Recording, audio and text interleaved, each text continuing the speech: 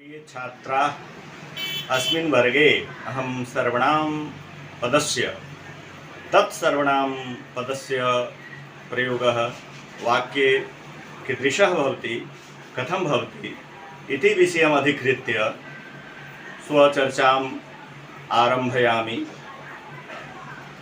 ध्यानं दीयताम्।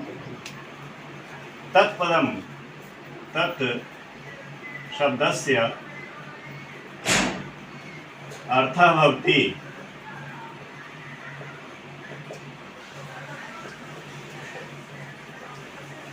वह। आंग्लभाषायां ही एवं प्रकारेण तुलनात्मक रूपेण अद्य प्रस्तौमि भवतां सर्वेषां विदुषां समक्षे, छात्राणां समक्षे, शिक्षार्थिनः ये सन्ति मम समक्षे समुपस्थिताः तेषां कृते सः बालकः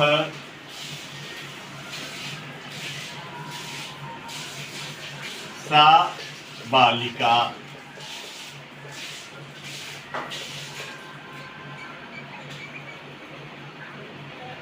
वह लड़का है और वह लड़की है। एक साथ हम यहाँ पर अध्ययन कर लेंगे कि स्त्रीलिंग और पुल्लिंग दोनों। अब यहाँ ये ध्यान देना है कि ये पुल्लिंग है और ये स्त्रीलिंग। तो सह बालकः सा बालिका। उसी प्रकार से आप कह सकते हैं सह भ्राता सा भगिनी। वह भाई है और वह बहन है ना। इसी तरह से सह अनुजः सा अनुजा। अनुजः, अनु माने होता है पश्चात, जो पीछे जन्म ले उसको अनुज कहते हैं, यानी छोटा भाई। अनुजा माने छोटी बहन, यंगर सिस्टर और यंगर ब्रदर। इसका अनु के आधार पर बना है। इसमें भाई लगा, भाई का संस्कृत देने की आवश्यकता नहीं है। इसी प्रकार से सह अग्रजः सा अग्रजा। ए बड़ी बहन के लिए अग्रजा का प्रयोग आप कर सकते हैं। Elder sister, younger sister, Elder sister, younger brother, Elder brother. इसी तरह से आप कर सकते हैं सह पितृव्यः सा पितृव्या। वे चाचा हैं और वे चाची हैं। सा पितृव्या आप कर सकते हैं। और एक क्रियापद मैं दे रहा हूं जो सब में इसका अन्वय कर लेंगे। एक कॉमन है अस्ति।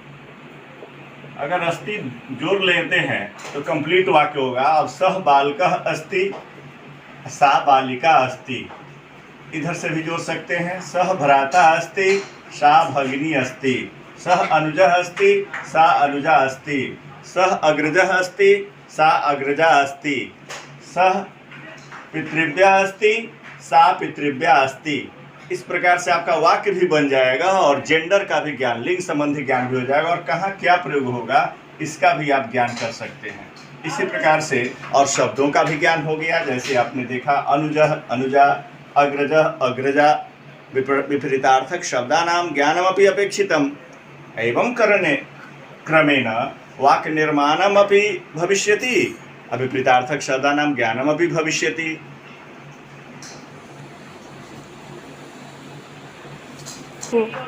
इसी प्रकार से आगे भी आप देखेंगे। मैं वाक्य बना रहा हूं जैसे सह पिता सा माता। अब इसमें एक बता दिए थे अस्ति कॉमन कर लेंगे तो इससे भी कॉम्बिनेशन बना लेंगे और यहाँ भी कॉम्बिनेशन हो जाएगा। सह पिता अस्ति सा माता अस्ति, यानी तुरंत आप कर सकते हैं he is father, he is father और सी इज मदर। अब जो अंग्रेजी में जानते हैं, अब इसमें आप लंबा वाक्य भी बना सकते हैं। आप जैसे देख लीजिए, अब सह मम माता अस्ति सा सह मम पिता। तो इसी तरह से आप कर सकते हैं, ही इज माई फादर। अब हम अंग्रेजी भी कर ले सकते हैं, सह मम पिता अस्ति। तो इस तरह से देख रहे हैं। अब यहां कर लेंगे, सी इज माई मदर।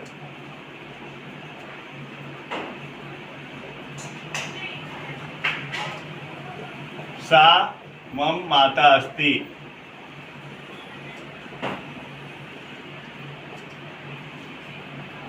अब पुनः लिख सकते हैं आप, सह जनकः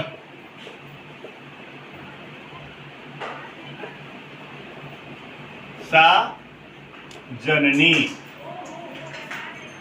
आप देख रहे हैं, फादर के लिए ही दूसरा शब्द पर्यायवाची का भी ज्ञान हुआ, माता के लिए दूसरा शब्द जननी का भी ज्ञान हुआ।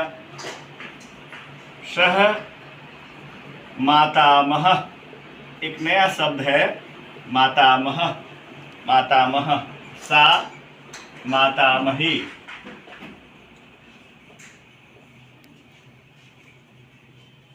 ये आता है नाना नानी के लिए, मातामह कहते हैं नाना को, मातामही नानी को।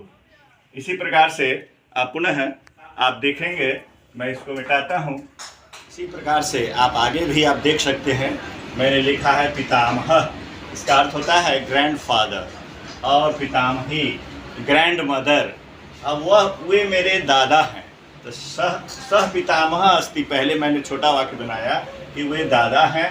अब इसको और लंबा भी आप बना सकते हैं कि सह मम जोड़ देंगे, मम का अर्थ होता है यहाँ माई, और मम पितामह अस्ति। अब अपने से इसका पूरा रिलेशन दर्शा सकते हैं।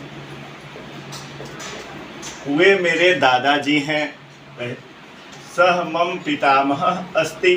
अंग्रेजी में आप देखना चाहें तब तुरंत कर सकते हैं, ही इज माई ग्रैंडफादर। आप लिख सकते हैं। वे मेरे, अंग्रेजी में जो जानने वाले हैं, जो अंग्रेजी पढ़ते हैं, संस्कृत तो सीखना चाहते हैं, तो उनके लिए बड़ा अच्छा होगा कि ही इज माई ग्रैंडफादर। अब तुरंत कर लेंगे, सह मम पितामह अस्ति, तुरंत कह देंगे आप, वे मेरे दादाजी हैं। हिंदी में कर लेंगे, दादाजी है। ठीक इसी प्रकार से वह मेरी दादी है, तो कर सकते हैं, सा मम पितामही अस्ति, सा मम पितामही अस्ति। वे मेरी दादी हैं। लंबा वाक्य बन गया, इसको मैंने मम जोड़ दिया और अस्ति जोड़ दिया।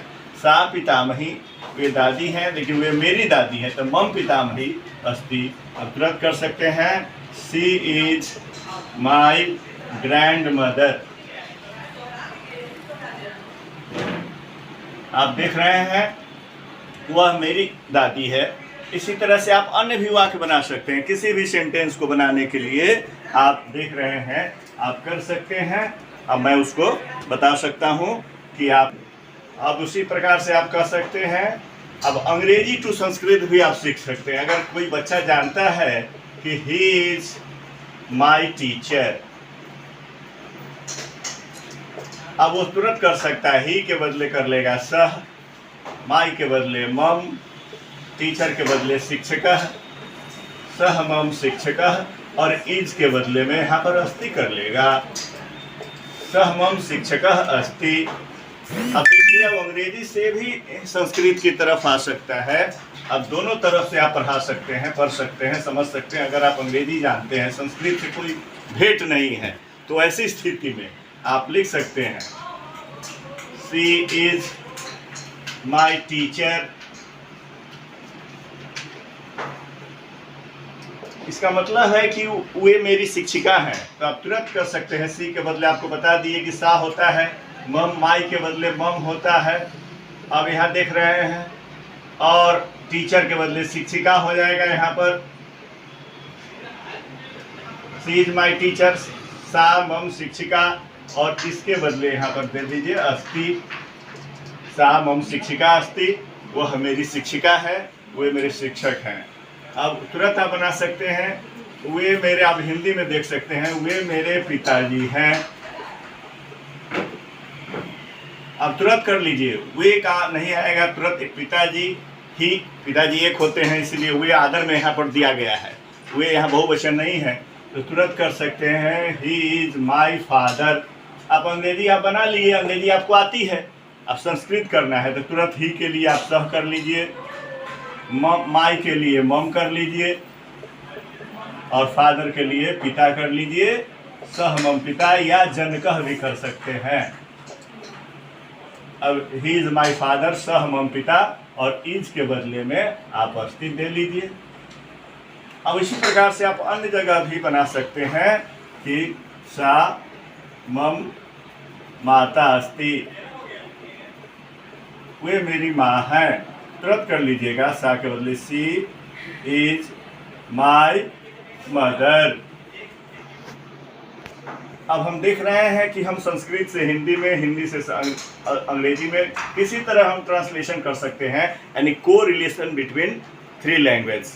तीनों से का यहाँ पर देख रहे हैं आप, ये अंग्रेजी है, ये भी मैंने दर्शाना चाहा है। अब आप ये देख रहे हैं कि हिंदी है, और ये देख रहे हैं कि आप इसका संस्कृत है। तो इस प्रकार से आप Sanskrit to English, English to Hindi आप कर सकते हैं। तो जब एक को रिलेशन, समन्वय स्थापित करने का ज्ञान हो जाएगा तो आप सीखने में भी मदद मिलेगी। ये मेरा प्रथम प्रयास है, हो सकता है आपको कहीं दिक्कत हो तो अगले क्लास में आप हमसे पूछ सकते हैं, और मैं एकदम तैयार हूँ। फिर अगला क्लास मैं लूँगा इसी संबंधित, क्योंकि यह वाक्य निर्माण की प्रक्रिया है, तो वाक्य निर्माण की प्रक्रिया थोड़ा देर से समझ में आती है, इसको लंबा हो गया क्योंकि आप जानते हैं अंग्रेजी ग्रामर कई भागों में बटा हुआ है। तो ये जो सिंटैक्स है, इसको वाक्य विचार कहते हैं, इसमें थोड़ी सी जटिलता होती है, लेकिन फिर भी मैंने प्रयास किया है कि आप सभी समझ जाएं। उम्मीद भी है, आशा भी करता हूं कि आप समझ गए होंगे, क्योंकि आप सभी मेधावी हैं, न्यू जनरेशन है, काफ़ी इंटेलिजेंसी आपके पास है। और इतना ही कह करके मैं आज समाप्त करता हूं। धन्यवाद।